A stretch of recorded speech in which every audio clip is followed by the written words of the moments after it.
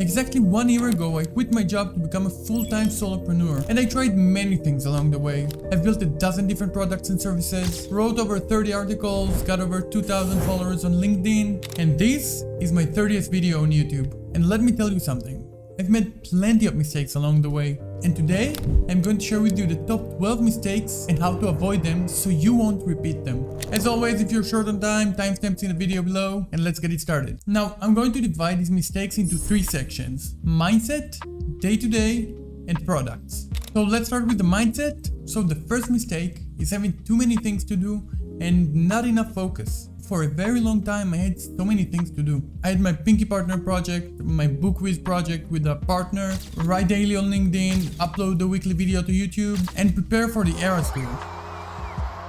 Now, some of you might see it as champagne problems, but it can be as bad as having nothing to do. And trust me, I've experienced both. The problem is that having too many things to do makes you stressed out about all of them. And the more you have, the less quality work you provide. Here's how you avoid it. Focus on 2 to 3 things only, choose the most valuable ones and focus on them, and put the rest in a drawer for later review. Now, if you have things that are correlated and you can produce more value from the same, like writing an article and making a YouTube video out of it, it's worth the extra hours in my opinion. Number 2, work non-stop. So when I started writing Pinky Partner, I was so excited about it that I spent 14 days writing code and doing nothing else. I rarely left my house. And it felt great and exhilarating at the time, but once I finished, I found myself in some sort of a depression. It was as if I was riding a 2 weeks dopamine rush that suddenly just came crashing down. Here's how you avoid it. Take a day off, or at least part of it. As a rule of thumb for me, I take every Saturday or part of it as my day of disconnecting. I put my phone aside, I don't touch the computer, all I do is read, work out, or just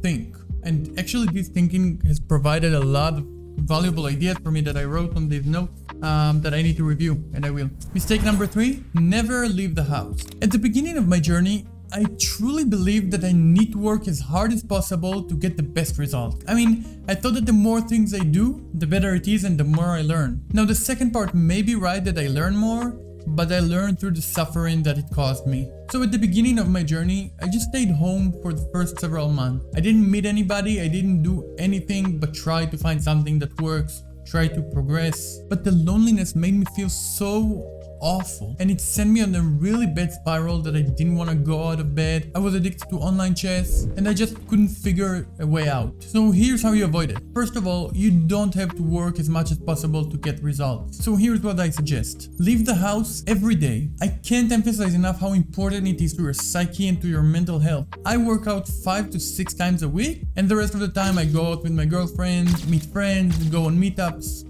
So go out, see people, do things. You don't have to work all the time. By the way, most of you watch the videos, but you're not subscribed. So if you're interested in entrepreneurship or you want to become a solopreneur, press the subscribe button to learn more about my journey as a solopreneurship, the lessons, the mistakes, and so much more. Let's get back to the video. Number 4, focus on big things rather than the small one. Now, this one is a bit counterintuitive because you're always told to look at the big picture, but that may be a problem. So for example, when you start a project, it's good to look at the big picture and see where you're headed. But once you're on the path and you start producing, then just focus on the next step. What's the next thing that you have to do? What's the next feature that you need to implement? Sometimes you just don't feel like programming or progressing at all. So you look at the big picture and you see the whole project that you have to do, and you just lose motivation so quick and you burn out. So here's how you avoid it. Look at the big picture, write a short plan of how you're going to achieve it, and start walking that path step by step. Trust in yourself that you built a good plan. And if you didn't, then you'll find out soon enough your correct course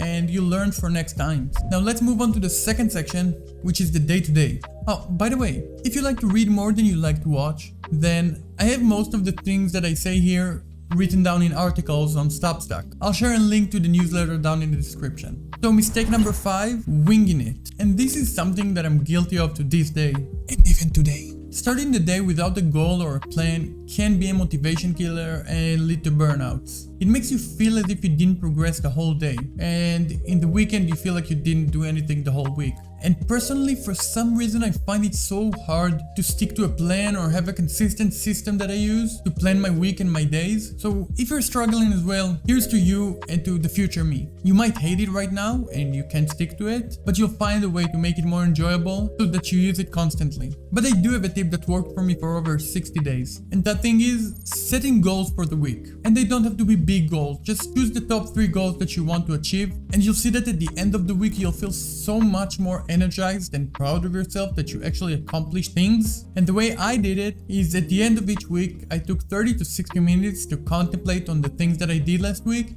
and the things that I want to do next week. And I'm going to give the system another go for another 8 weeks and share with you how it felt and how I progressed. By the way, if you want to be a part of it, you can download Pinky Partner or go to the website pinkypartner.com and send me a contract so we can do it together. Anyways, I'll leave a link to it down in the description below. So mistake number 6, planning my days. So before I had that weekly goal setting system, I used to write a plan for every day the night before. And it might sound okay, but the problem with it is that it feels endless. I mean, every day you'll find some things that you have to do and that you need to accomplish. So every day if you plan it the day before, you'll feel like you never have time to rest. On the other hand, when you plan your week, you know in your mind that there is an end in sight. And once you're done with all the things that you planned for the week, then you have a choice whether to take the rest of the week off or add more things. But that way you have a system where you can rest and achieve a lot. Mistake number 7, neglect physical health. For the first half of my journey, I put my health and specifically the physical health at a very low priority. I would wake up every morning as early as I could and start working until the night, which was usually from 6 a.m. to 8 p.m. And even if I had nothing to do, I would just sit there and stare at the screen and hope something will come up. I rarely worked out, I ordered takeaway most days, and my weight was almost 90 kilograms, which are around 200 pounds, and I just felt awful. It was one day during one of my burnout periods when I decided that I'll just do something different to see if it works. And so I decided to commit to work out 5 to 6 times a week and sleep minimum 8 hours. And although I still do not feel like I'm at the peak of my productivity, it does feel like there's something that stops me from going into that bad spiral again. It keeps me balanced. So for you it can be eating healthy, going to sleep early, or going out on walks. But putting your physical health at top priority is a real game changer. It will make you feel so much better in the long run, and it will help sustain your journey. And here's a personal tip. Don't worry about missing working hours for workouts. It's better to live longer and happier than cramming a few more hours of work. And mistake number 8, neglect reading. Look, reading is what got me here. It's the thing that changed my life and put me on a new path. Thanks to books, I was able to quit my gaming addiction and quit my job. And it did not only build my knowledge, but it built my discipline. See, reading books is hard. I mean, you can get most of the knowledge from the book, from reading a short summary on Shortform or watching a YouTube video, but it's more than knowledge. It's proving yourself that you can control the monkey that tells you to go watch YouTube, watch Netflix, scroll through social media. And if that's not enough, the world's greatest minds are or were book readers, and they endorse reading more than anything in the world. So here's how you avoid it. Commit to reading 1 page every day. That's it. More days you would read more than that, and you will be amazed at how much you progressed when you look back. By the way, if you find it hard to start alone, go to pinkypartner.com, create a contract and add me or find a friend to start the reading habit with. Now let's move on to the last section, which is more technical and more about the products and projects that you're going to build. And we'll start with mistake number 9, choosing a complex tech stack. When I was an employee, I worked for 2 startups that had very complex systems and pipelines. They used so many services in AWS, RDS, and DynamoDB, Firehose, I think so. They also used MongoDB, Terraform, serverless framework, and so many different things that I had to learn. And I honestly thought that that's the way to build products. So for example, for the BookWiz product that I built, I used serverless framework and AWS, Lambdas and RDS, which was not only time consuming, but also very costly. So here's how you avoid it. Look, for most of your products, your main goal is to make sure that people want to use it and that it gets traction and that it's valuable. So instead of focusing on the complexity of it and what it might turn out to be, focus on the right now, your core feature, build it as simple as possible. If you can do it, and you can, build it for free, so you can run it for as long as possible to see if it's worth anything without having to pay. So here's my go-to frameworks and technologies to do that. So for the front end, back end, and CI/CD, I use React with Next.js and Vercel. And for the database, I use either MongoDB or Supabase. That's it. And if you want to see the exact tech stack and see why I chose each one of those, check out this video. Mistake number 10, build before verifying. Look, I did this mistake twice and both had bad results. The first time was when I built BookWiz with Anton. We hired someone to design the website, and before we asked anybody how's the design and what do they feel about it, we jumped straight to coding it. Eventually the design was awful. I mean, it looked good, but it just didn't vibe with the value that we tried to give. The second time was with the chess app. I wanted to build a chess app for local chess club, and I was too scared to make cold phone calls and ask them about their operations, how they do things, and if the product that I want to work on will bring them any value. So I spent weeks writing a product that eventually turned out to be perhaps useless for them, from their side anyways. So I decided to just stop chasing it and move on. So to avoid it, if it's possible, before you commit a lot of time to building something, do your best to get a verification. It doesn't have to be a rubber stamp, but at least something that will tell you that you're in the right direction. And for that, I would suggest you to read the Mom Test, where it talks about how to verify and how to talk to people about your product and get the most value out of that conversation. Mistake number 11, go desktop first. So we talked before about the design problems that Anton and I had, and the main problem was that it was designed desktop first. So Anton and I spent weeks building the first version just to learn that more than half of the people try to access the website through their phone. And let me tell you something, desktop design on mobile looks awful. You cannot use it. But on the other hand, mobile design looks decent. Even if it looks bad on desktop, it's still usable. So unless you have a very complex system or a dashboard that you must have a desktop design, build your design for mobile first and then adjust it to desktop, which will be much easier.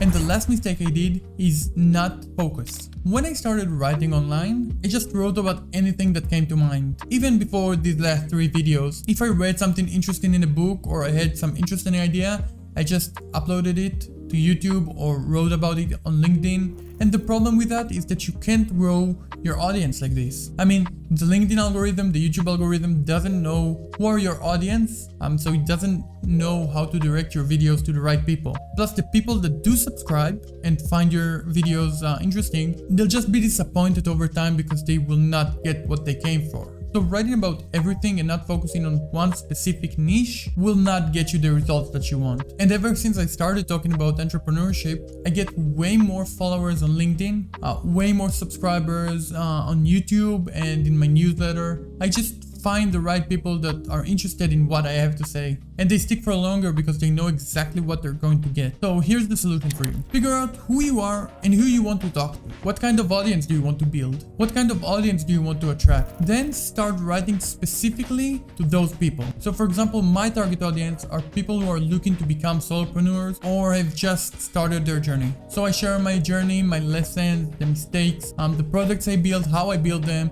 and everything related to that specific niche, which is solopreneurship.